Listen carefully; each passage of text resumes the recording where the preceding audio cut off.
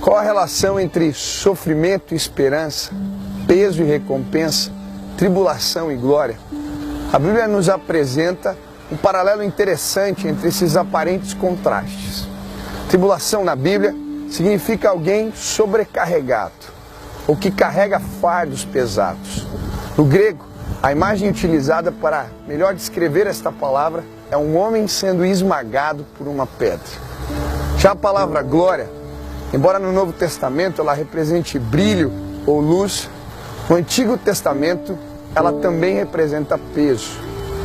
Mas qual será a relação entre duas palavras aparentemente tão diferentes, mas que na Bíblia têm o mesmo significado?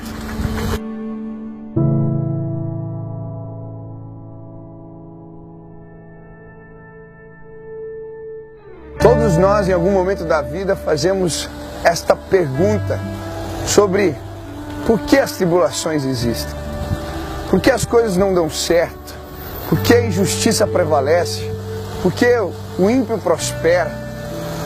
Isto é sorte, azar, punição divina, ou simplesmente isso representa a brincadeira de um Deus que se diverte com o sofrimento humano?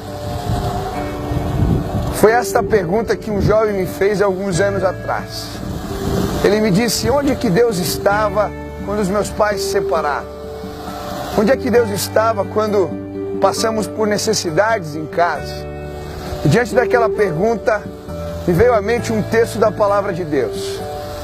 A Bíblia diz em 2 Coríntios, capítulo 4, versículo 7: temos, porém, este tesouro em vaso de barro, para que a excelência do poder seja de Deus e não de nós. Em tudo somos atribulados, mas não angustiados, perplexos, mas não desanimados, perseguidos, mas não desamparados, abatidos, porém não destruídos, levando sempre o morrer de Cristo em nosso corpo, para que também a sua vida se manifeste em nosso próprio corpo.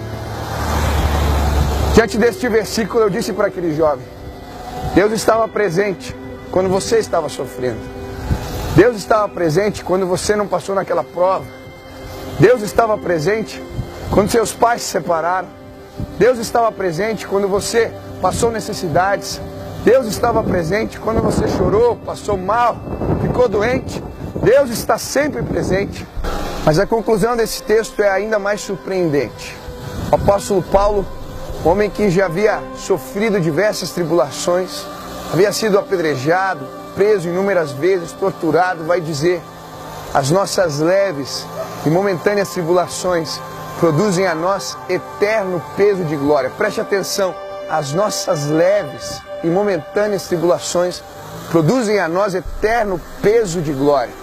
Ele vai usar a palavra glória no sentido do Antigo Testamento aqui, significando peso. Isso porque no passado os reinos antigos subiam em balanças e os seus servos lhe traziam presentes até que a balança ficasse equiparada.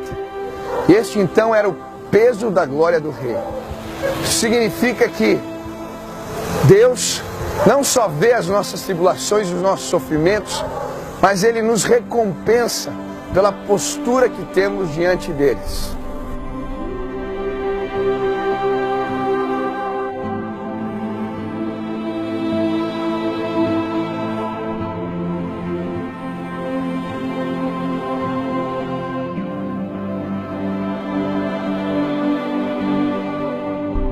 Eu creio que existe uma grande balança nos céus. E cada sofrimento nosso é depositado nessa balança. Cada tribulação, cada dor, cada lágrima. Quando nós sofremos e nos mantemos fiéis, todo peso é colocado sobre a balança que está nos céus. Porque a Bíblia vai nos ensinar que os nossos pesos, as nossas dificuldades vão se transformar em peso de glória.